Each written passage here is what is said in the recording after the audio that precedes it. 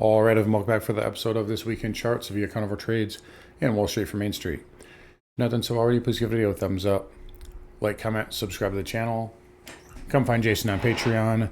Come find me on ConoverTrades.com for swing trading alerts, analysis, and live day trading. Anyways, let's get into it this week. So markets here, pretty much sideways to up. So we did have a little bit of a pullback. We talked about this trend line last week and how it has been resistant since really the beginning of it, and we've had pullbacks off of each hit of that trend line. Now they haven't been steep pullbacks, but they have been pullbacks nonetheless, and we did see basically 4 consecutive days of backing and filling, and then yesterday we had a little pop in the afternoon, and then today we're just kind of grinding sideways to up right now. I think a lot of today right now and the last day or so, there's been a lot of window dressing. Definitely want to talk about that with some of in the commodity space, particularly precious metals.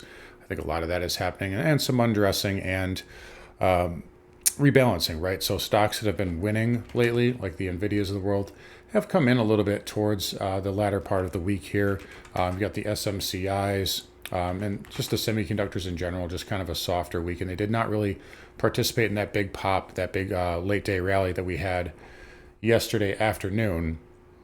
So perhaps finally some profit taking being seen in some of these names, and we're seeing rotation to other sectors, as I've mentioned multiple times here. Take a look at the transports here, closing right at the highs of the week. VNQ is a sector I've been talking about a lot that had a nice pop the last couple of days. Even Kathy Wood's ETF holding up all right. XBI getting a little bit of love yesterday and today. Even the regional banks having a little bit of a rally here last couple of days. So again, some rotation here, possibly out of semiconductors, end of quarter kind of bookkeeping type deal. But again, markets are still, bottom line, markets are still higher, and they still can go higher.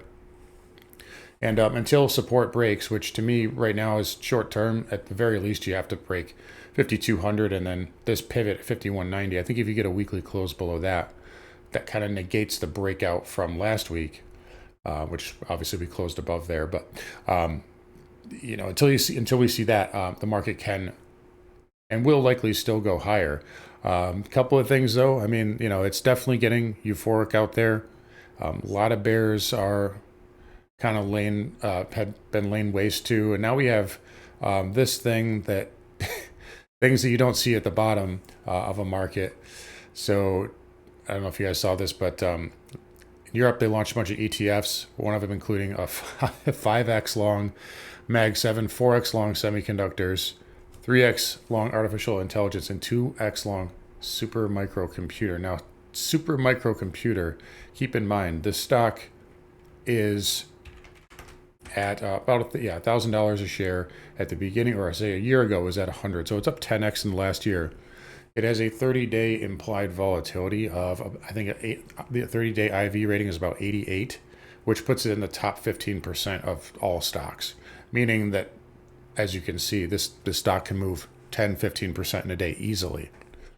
And it needs a 2x ETF, apparently. So that's the type of market environment we're in right now. 5x FANG, stuff like that.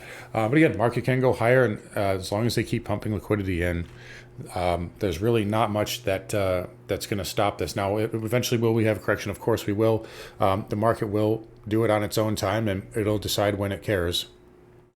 So that's the bottom line right now. In any case, let's get over here to the triple Qs. So again, the Qs can remain to be a little bit of a laggard. You can see here we put in a high last Friday, and we have not made a new high, not really even attempted to, and we have not even. We still never closed closed back above the March 8th all-time high. So again, Qs continue to be a laggard. I think a lot of money rotating out of semis.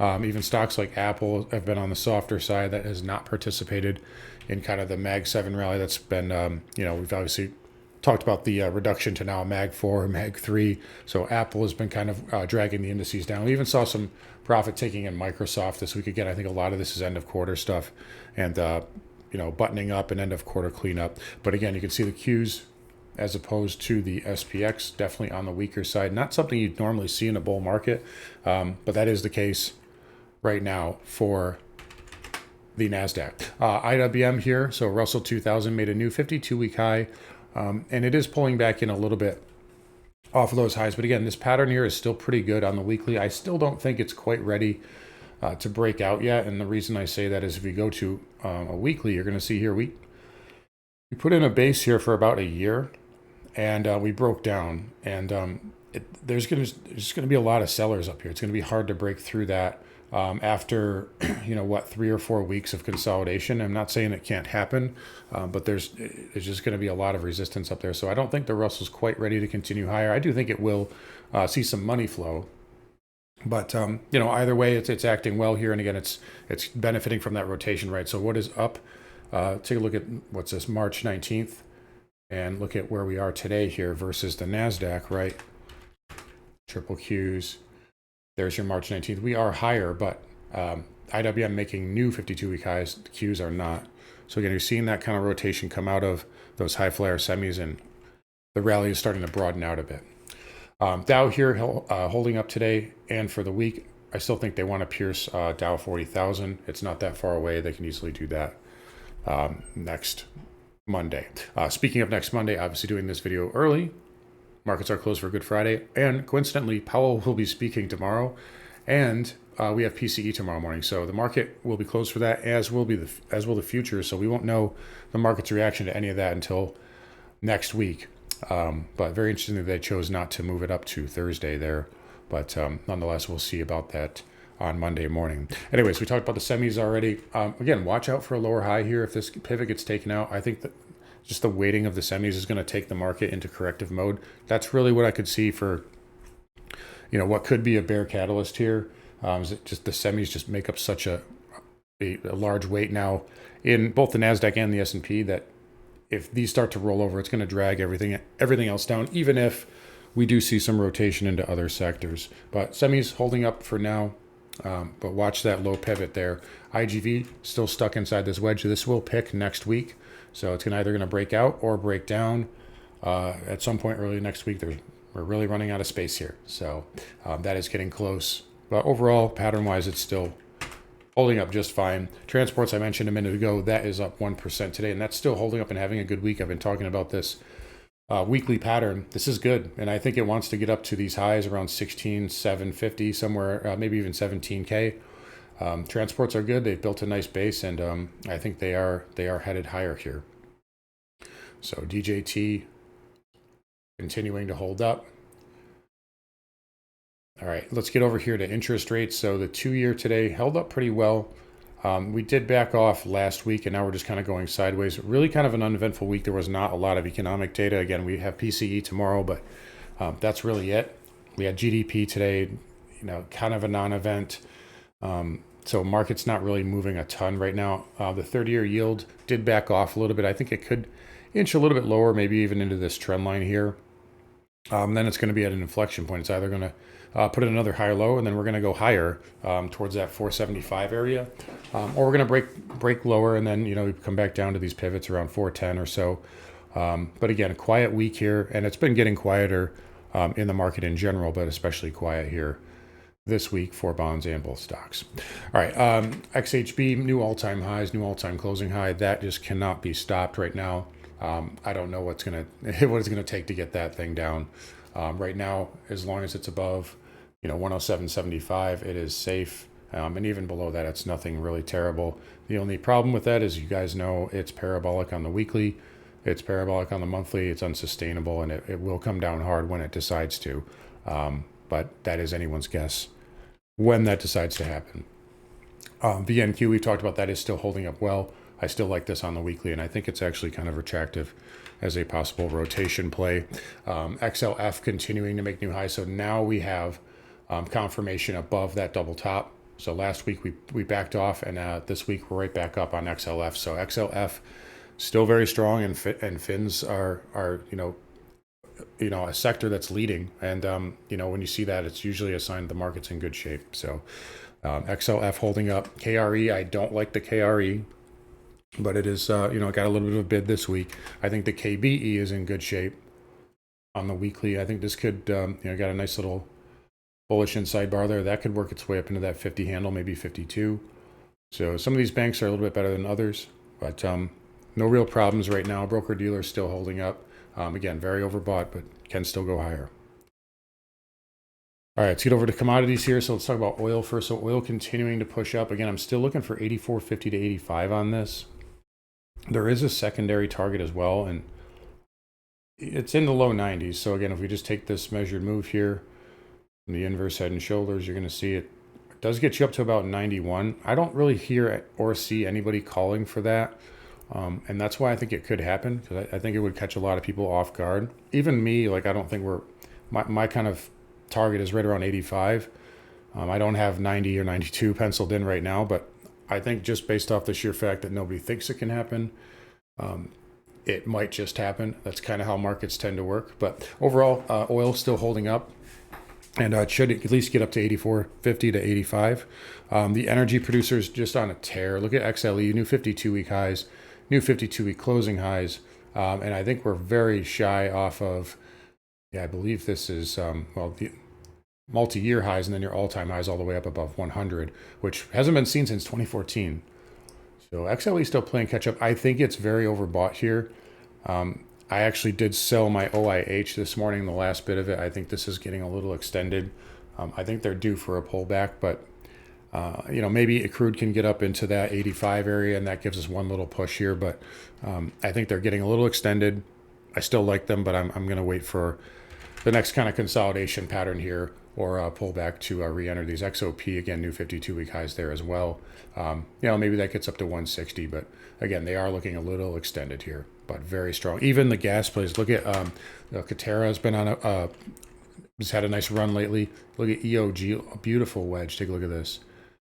Beautiful wedge on EOG, and that is starting to push up. Look at LNG. Nice little channel here, breakout, and now it's putting in a bull flag. So some of the, look at how Antero Resources, look at these gas stocks. Gas stocks are acting well here. So, energy continuing to act well, and maybe seeing some rotation again, benefiting from the rotation, possibly out of semis. So anyway, since we're talking about gas, just go to nat gas right now. So this had a contract gap. I do think this is attractive down here. I think this could spike the low one more time. It's certainly possible.